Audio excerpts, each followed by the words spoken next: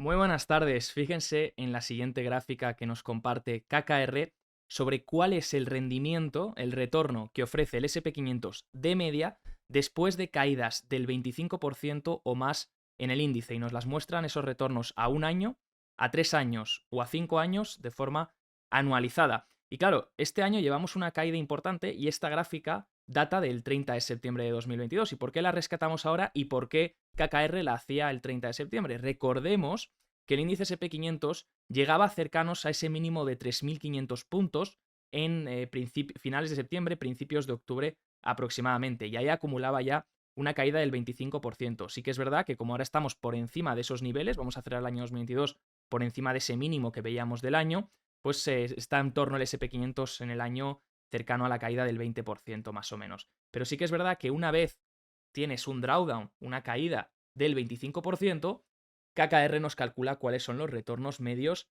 esperados por el índice. Como vemos, con un 90% de probabilidades, en el 90% de los casos, en este caso ha ocurrido 10 veces estos drawdowns, estas caídas, por tanto, la muestra es de 10 veces y sobre esa muestra se hace estas medias. A un año vista, en comparación con otros años desde 1940, pues vemos que después de una caída del 25%, el índice tiende a tener un retorno cercano al 19,1% con un 90% de probabilidad.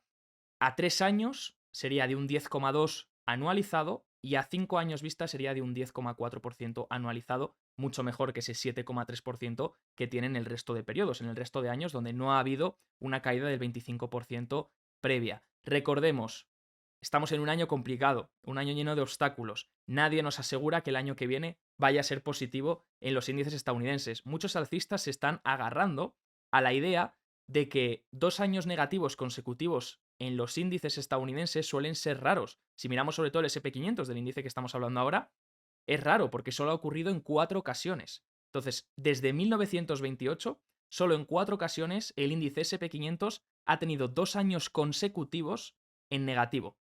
Ahora bien, lo más aterrador, por eso no podemos descartar esta vía, sobre todo este año donde nos hemos dado cuenta que cualquier cosa puede pasar, incluso lo menos esperado, no podemos descartar que el año que viene, si es una de esas 4, sería la quinta ocasión que ha ocurrido, entonces podemos esperar un retorno todavía peor que el de este año.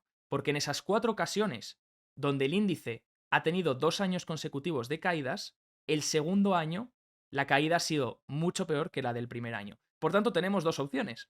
O bien, el año que viene el SP500 acaba en positivo y podemos irnos a un terreno donde en el 90% de los casos, de esos 10 casos que está viendo KKR, tenemos rendimientos cercanos al 19,1% en el año, podríamos tener esa ocasión, si hay esa suerte. O bien, si tenemos otro año negativo, otro año consecutivo negativo, podemos esperar entonces que esa caída sea peor que la que hemos visto este año, porque en esas 4 ocasiones donde ha habido 2 años consecutivos de caídas, el segundo año ha sido peor que el primero.